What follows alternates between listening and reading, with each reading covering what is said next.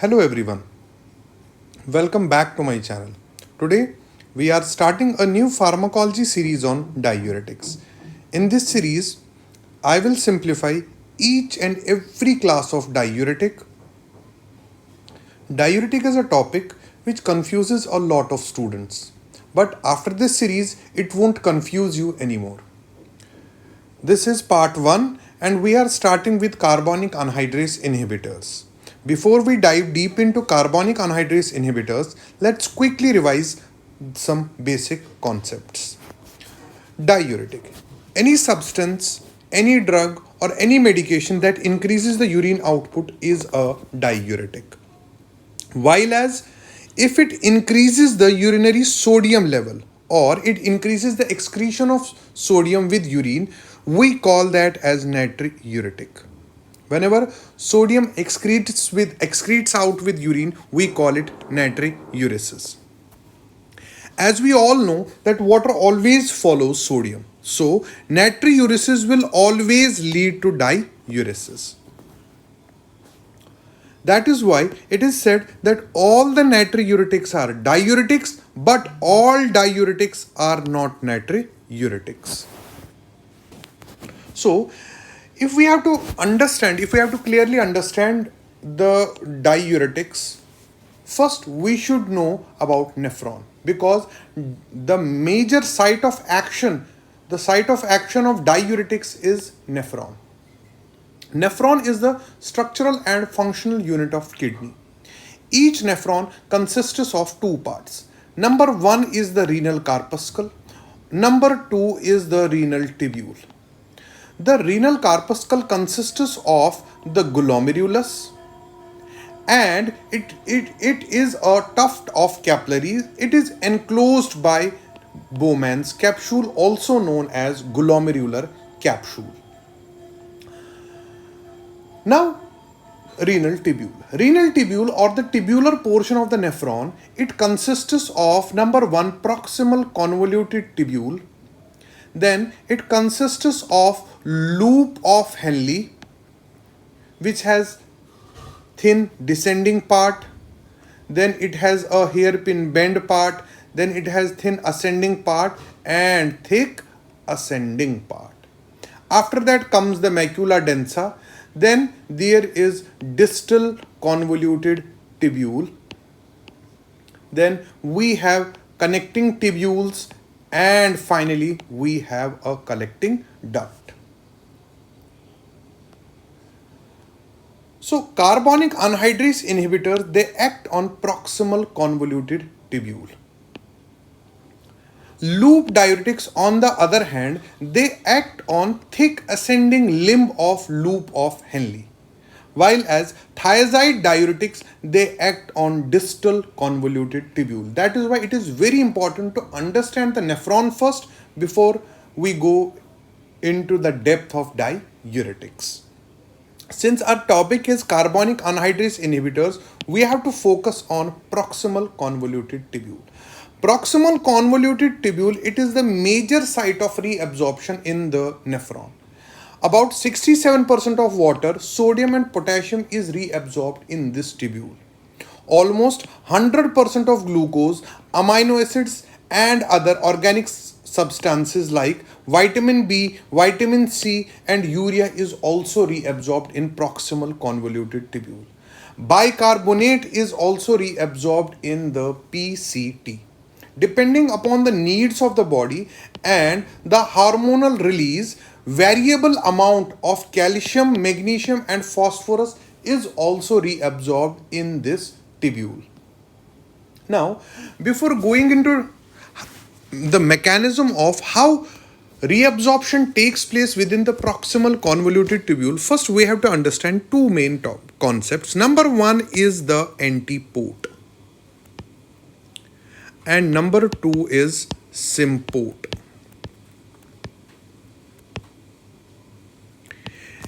Antiport. Let us consider this is a cell. Outside the cell we have, for example, sodium and glucose. If sodium and glucose move along the same direction, that is, they move from the outside of the cell into the cell. So sodium and glucose, they are co-transported together. We call this as symport. So whenever two solutes move in the same direction, we call it symport. Now let us consider this is another cell where we have sodium and hydrogen ion. Let us consider sodium moves in, and in exchange of that, hydrogen moves out of the cell. This type of transport where one solute moves in one direction and another moves in opposite direction, this type of transport is known as antiport. So in symport, the solutes move in same direction, but in antiport the solutes move in opposite direction. Okay, now we will focus on the mechanism of reabsorption of bicarbonate. Why only bicarbonate? Because bicarbonate will help us to understand the mechanism of action of carbonic anhydrase inhibitors later on. So first of all, in the lumen, we have in the lumen of proximal convoluted tubule, we have sodium bicarbonate. The sodium bicarbonate dissociates into sodium and bicarbonate ion. This sodium ion enters into the cell, and in exchange of that sodium, the H positive ion moves out. So we can say we have sodium hydrogen antiport system. The sodium moves into the cell, and in exchange of sodium, the H positive or hydrogen ion exits into the lumen. In the lumen, this H positive ion combines with bicarbonate ion to form carbonic acid. So, step number 1, sodium bicarbonate dissociated into sodium and bicarbonate. The sodium, with the help of sodium hydrogen antiport, sodium moves into the cell, and in exchange of that, H positive ion is secreted into the lumen. The H positive combines with bicarbonate to form H2CO3, which is carbonic acid. In the lumen of the proximal convoluted tubule, we have an enzyme known as carbonic anhydrase. Carbonic anhydrase. This enzyme breaks down carbonic acid into water and carbon dioxide. This enzyme helps the breakdown of carbonic acid into water and carbon dioxide. This water and carbon dioxide then enters into the cell. Carbon dioxide being lipid soluble, it can easily enter into the cell. Now once this carbon dioxide and water enters into the cell, the reverse takes place. Reverse means that this carbon dioxide and water in presence of intracellular carbonic anhydrase converts back into carbonic acid. This carbonic acid then dissociates into bicarbonate ion and H positive ion, hydrogen ion. And this same H positive ion moves out in exchange of sodium through sodium hydrogen antiport system. And this is the mechanism of reabsorption of bicarbonate in the proximal convoluted tubule. So we can say the kidneys, they reabsorb the bicarbonate. They reabsorb the bicarbonate and secrete out H positive level. So this is an important function of kidney, that is absorption of bicarbonate and secretion of H positive ion. That is why we say kidney plays an important role in the maintenance of acid-base balance, because it preserves base and secretes out acid. Okay, now let us consider that we have prescribed the patient carbonic anhydrase inhibitors such as acetazolamide. What this carbonic anhydrase inhibitor does, it blocks or inhibits the luminal carbonic anhydrase as well as intracellular carbonic anhydrase. Once this luminal carbonic anhydrase is blocked, so there will be no production of carbon dioxide. When carbon dioxide will not be produced, so once carbon dioxide will not be produced, so it will not be reabsorbed. So once it will not be reabsorbed, there will be no production of H positive ions. So if H positive will not be produced, then it will not be exchanged for sodium. Or in other words, I can say once carbonic anhydrase inhibitor inhibits the luminal and intracellular carbonic anhydrase, it results in dysfunction of sodium hydrogen antiport. So there will be dysfunction or reduced or impaired activity of sodium hydrogen antiport. So the load of sodium within the lumen of proximal convoluted tubule will increase. And at the same time, since bicarbonate is also not reabsorbed, the load of this ion will also increase within the proximal convoluted tubule. Since sodium will always be followed by water, so the concentration or the load of water will also increase. So the net result is there is increased load of now sodium, bicarbonate and water in the lumen of proximal convoluted tubule. Okay, now so we can say right now natriuresis is going on, diuresis is going on, and bicarbonate urea is going on. That means the tubular fluid now contains increased level of sodium, increased level of water and increased level of bicarbonate.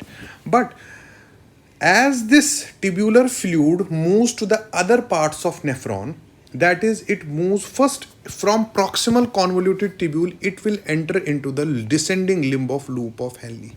This descending limb of loop of Henle is permeable to water. So some amount of increased water will be reabsorbed. Okay. After that, this tubular fluid enters into the ascending limb of loop of Henle and distal convoluted tubule. This ascending limb of loop of Henle and distal convoluted tubule and collecting duct, in the absence of antidiuretic hormone, these three components of nephron, they are water impermeable. They only allow solutes to get reabsorbed. So here water will remain in the lumen, but solutes such as sodium and bicarbonate will be reabsorbed. That is why we say that carbonic anhydrase inhibitors, they lead to mild natriuresis, because yes, in the PCT sodium was not reabsorbed, but in the other parts of the nephron like ascending limb of loop of Henle, distal convoluted tubule and collecting duct, in the absence of antidiuretic hormone, they act as what? They act as solute reabsorbers. So solute will get reabsorbed, so sodium will get reabsorbed. That is why it will lead to mild natriuresis. And after that, these carbonic anhydrase inhibitors, they also lead to Kaliuresis. Kaliuresis means leakage or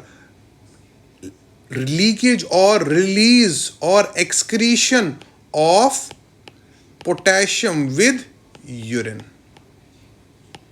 Now, we will understand how this happens. Let us consider this is the nephron. This is the last part of the nephron.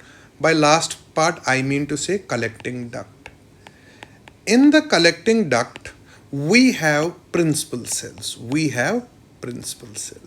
So, initially in the PCT, what happened? There was increased load of sodium, water and bicarbonate.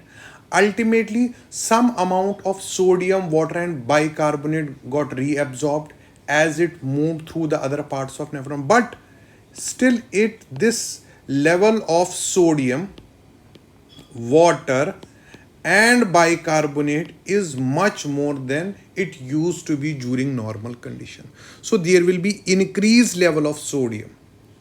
Once this increased level of sodium reaches the principal cell, these principal cell reabsorb this sodium. Since this sodium gets accumulated into the principal cell, it is thrown out of the cell via the sodium-potassium pump. via the sodium potassium pump. So sodium potassium pump moves the sodium from the principal cell into the renal interstitium, from there it gets reabsorbed into the blood. So now with the help of sodium potassium pump, sodium is pumped out of the principal cell, but potassium is pumped into the into the principal cell. This increases the level of potassium within the principal cell. So increase in the level of potassium will lead to leakage of potassium into the lumen through potassium leaky channels. Okay, this is the first explanation behind the Kaliuresis with urine. Now in the lumen, in the tubular lumen, in the lumen of collecting duct, there is potassium as well. Since we have negative charged bicarbonate present in the urine, this bicarbonate is so much that it creates a negative charge in the lumen. Because of negative charge, the positively potassium charges gets attracted into the lumen, so it will move from the cell into the lumen. As we have increased quantity of water present in the lumen, so the flow rate will increase. More the water quantity, more will be the flow rate. So there will be flushing out or washing out of potassium present in the lumen. This will again decrease the potassium level in the lumen. This creates a gradient which will move potassium from the cells into the lumen.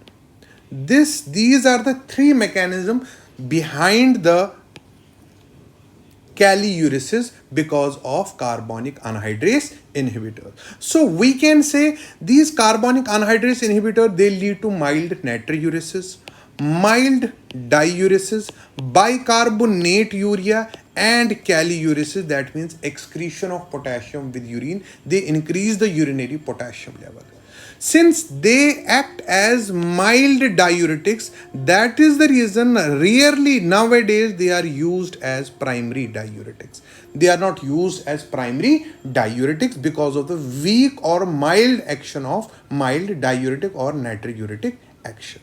Now, talking about common side effect. Number one side effect is the metabolic acidosis, which is caused by bicarbonate urea. Since bicarbonate is lost with urine, base is lost with urine, that is the reason the acid level in the blood increases, which leads to metabolic acidosis. Number two is the hypokalemia. Because of kaliuresis, since potassium is excreted within the urine, the level of potassium within the blood decreases. Because of the bicarbonate urea, the urinary pH will increase, so urine will become alkaline. And in the comment section, you will comment how this alkaline urine will lead to nephrolithiasis or kidney stones. There are other side effects as well, but these are very common side effects which you can easily remember if you have understood the mechanism of action of thiazide diuretics. Mechanism of action of carbonic anhydrase inhibitor. Remember one thing, these carbonic anhydrase inhibitor, they cause acid in the blood and they cause base or alkalinity in the urine. So before closing this today's lecture, I just want to 5 minutes of yours, because I want to explain. There is a condition known as renal tubular acidosis. Renal tubular acidosis. So this person might be having acidosis because of some issue with the renal tubule. This is known as proximal. The type of acidosis which I will discuss right now is a proximal or type 2 renal tubular acidosis. What happens in type 2 renal tubular acidosis? There is some defect with the proximal convoluted tubular cells. Because of that defect, they fail to reabsorb the bicarbonate. So once bicarbonate is not reabsorbed, it will be excreted with urine, and finally it will lead to metabolic acidosis. So metabolic acidosis due to renal tubular disorder. That is why we call it renal tubular acidosis. So, as we have seen, if bicarbonate will not be absorbed, so there will be no production, there will be less production of carbon dioxide. So sodium hydrogen antiport will become dysfunctional. So more sodium will reach to the distal part of nephron, which will lead to kaliuresis, and kaliuresis will ultimately lead to hypokalemia. So, but there is one thing which is important to understand. Since only there is defect with proximal convoluted tubular cells, the rest of the nephron is functioning normally. So the rest of the nephron, it excretes H positive ion into the lumen, but it is not enough to compensate the acidosis. Okay. So this proximal or type 2 renal tubular acidosis, it may be present as a solitary defect within the kidney, but usually it is associated with a more serious condition known as Fanconi syndrome. In Fanconi syndrome, there is the problem with PCT cells. They become completely dysfunctional. Because of that, they are not able to absorb phosphate, which leads to phosphaturia. They do not even reabsorb glucose, which leads to glycosuria, amino acid urea, uricosuriya, and tubular protein urea. That means majority of the reabsorption which takes place within the proximal convoluted tubule, all these solutes are not reabsorbed in the Fanconi syndrome. That is why in the Fanconi syndrome, the principal feature is bone demineralization, which can present as osteomalacia or rickets. Why? Because the phosphorus or phosphate is getting wasted with urine. So this was all about renal tubular, mechanism of action of carbonic anhydrase inhibitors. So let's quickly summarize things. So diuretic, a substance or drug which increases the urine output. Natriuretic increases the urinary sodium. Then carbonic anhydrase inhibitors, they act on proximal convoluted tubule. They block what? They block the luminal as well as intracellular carbonic anhydrase. Finally, they lead to what? Mild natriuresis, mild diuresis, bicarbonate urea, and kaliuresis. So this was all about carbonic anhydrase inhibitors. Thank you so much for watching. If you found this video helpful, please give it a like, share it with your classmates and friends, and subscribe. In the next video, we will discuss about loop diuretics. Make sure you don't miss it, and happy learning.